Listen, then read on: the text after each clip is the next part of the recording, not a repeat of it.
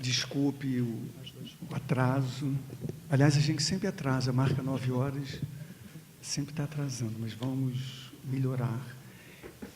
A gente está começando, então, já é o 11º encontro do Fórum Permanente de Direitos Humanos da EMERGE. E hoje, com esse tema, drogas e direitos humanos, os danos e a irracionalidade do proibicionismo. Quer dizer, pelo nome você já pode mais ou menos perceber qual é a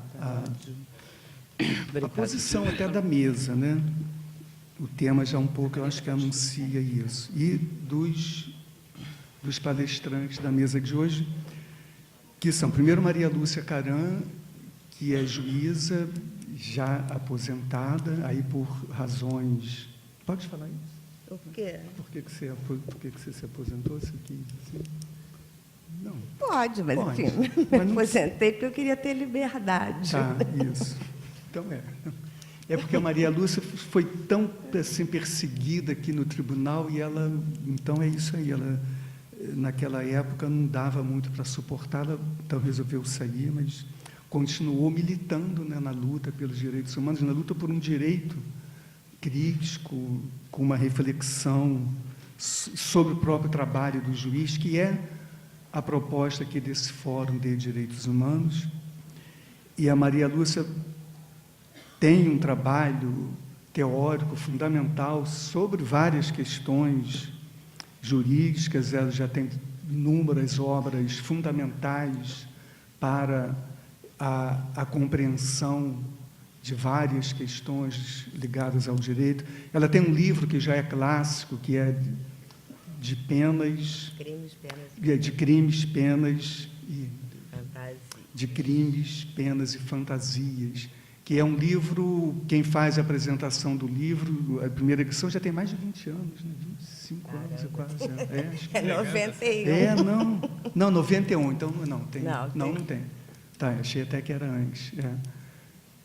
E quem faz a apresentação do livro é o Zaffaroni, que usa uma expressão assim, quer dizer, que ele dá boas-vindas à Maria Lúcia, que faz um livro na contramão do direito penal, isto é, na contramão no sentido da liberdade, né?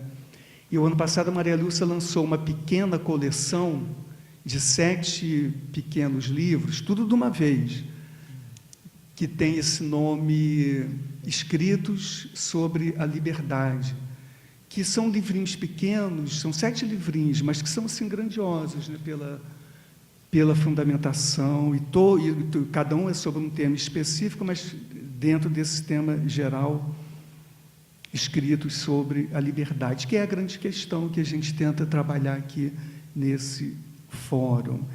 E nesse início, eu sempre gosto de falar e acho importante explicar, até porque sempre há pessoas que estão aqui pela primeira vez,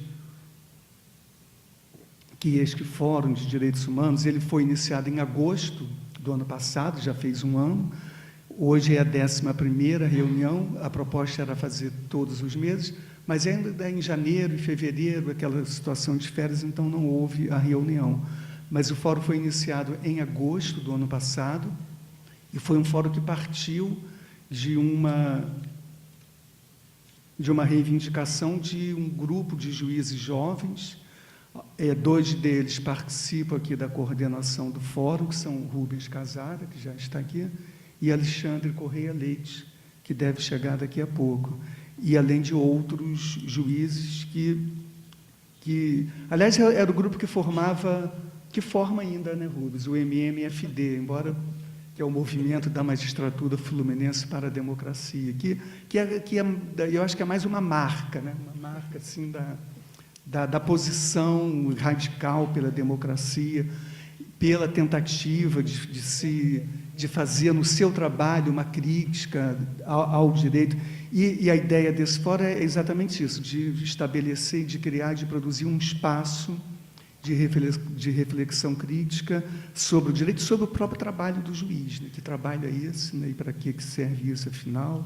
Para que garantir que direitos, né?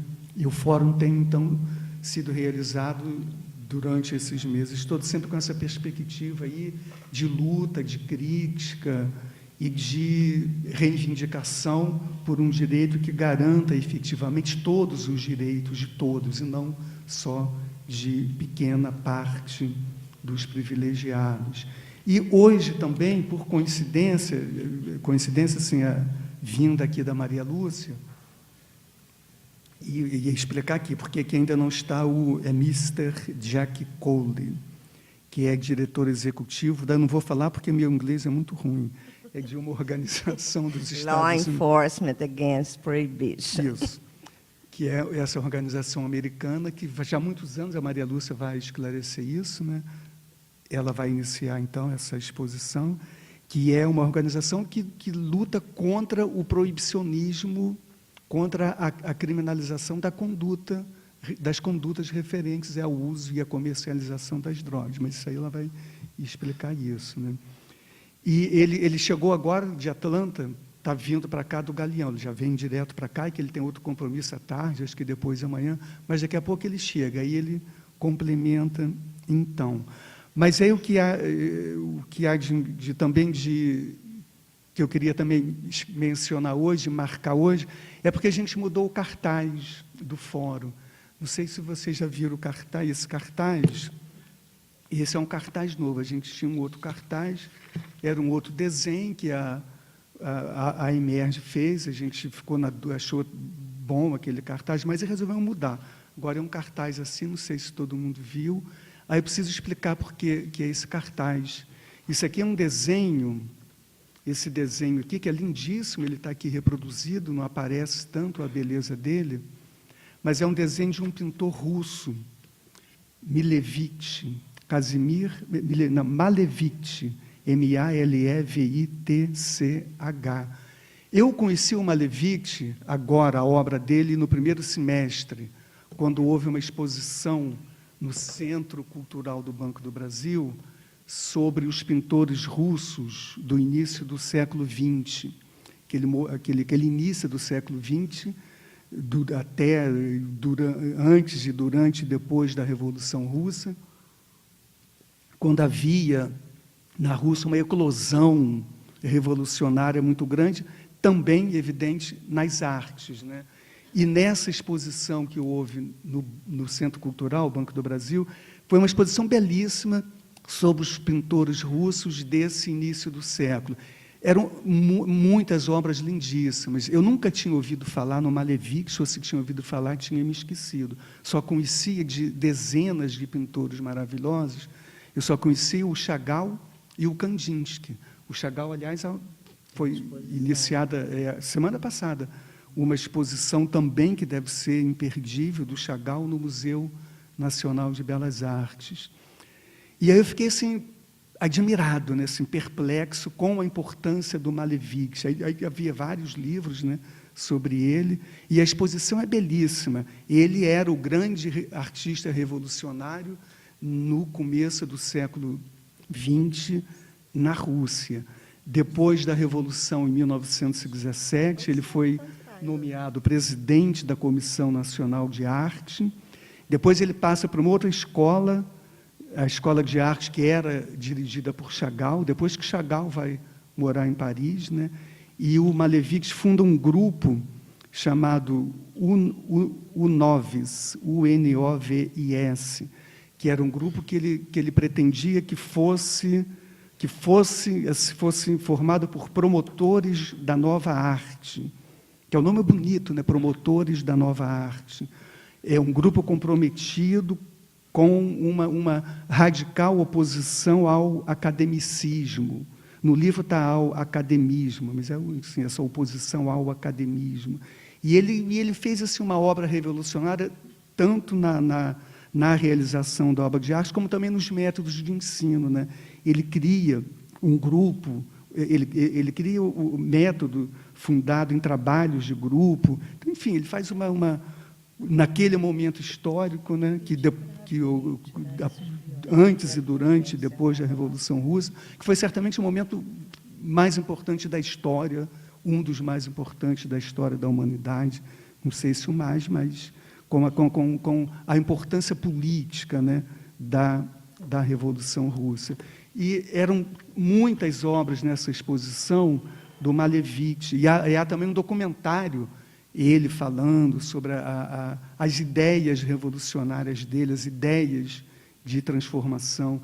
E ele tem várias obras que são camponeses sem braço, que é um pouco essa obra aqui, camponeses sem braço, sem rosto, como se estivesse numa camisa de força.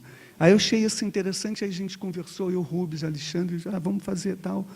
E aí ficou, então, esse cartazinho aí, que é um desenho lindíssimo, e que eu acho que tem muito a ver com esse início do século XXI, que é um século, e eu acho que esse século XXI, esse início é um século da mais absoluta barbárie, né? O capital conseguiu produzir um início de século de absoluta barbárie que nunca antes houve na história, né? Aqui no Rio, essa semana, então, esse tema de hoje tem, também por coincidência, tem bastante a ver com essa questão toda hoje aí do Rio, né? Quando, a pretexto de guerra ao tráfico, se extermina grande parte da população, né? Porque só se consegue pensar em controlar o tráfico através de punição, de repressão, de segregação cada vez mais violenta e de um extermínio cada vez mais intensificado da população pobre. E o Fórum, então, de Direitos Humanos, eu fico muito assim orgulhoso, né, de poder, primeiro, contar aqui hoje com Maria Lúcia, que sempre foi uma referência, né, no Poder Judiciário comprometido com os direitos humanos e com as lutas populares. E é a primeira vez que ela comparece aqui nesse fórum, acho que na IMERJ também, se ela esteve na IMERJ, foram raras vezes, né? E também o Jack Coelho, depois que vai fazer essa discussão. Então, eu passo aí a palavra para Maria Lúcia Caram. Bom, eu, enfim, agradeço o convite de estar aqui.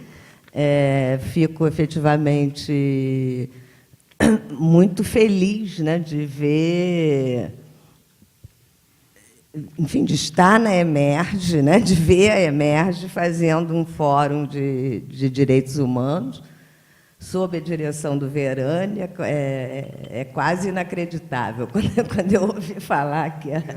Quer dizer, já tem um tempo, né, quando eu ouvi falar que existia esse Fórum de Direitos Humanos na EMERJ, dirigido pelo Verânia, falei, realmente há esperanças, né, de que o tribunal mude. Enfim, a gente já demorou muito, né, a começar. Eu vou só fazer uma pequena explicação. O Jack devia vir ontem, né?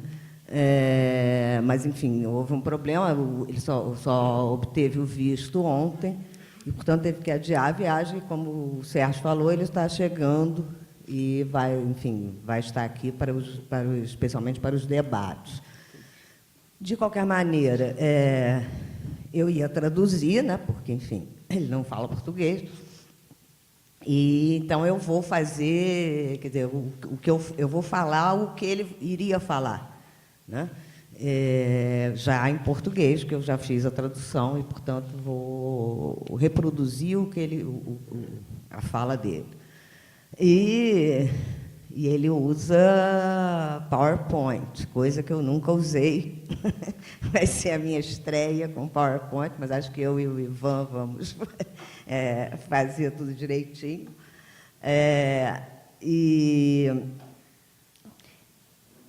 Enfim, então espero que dê certo essa história do PowerPoint.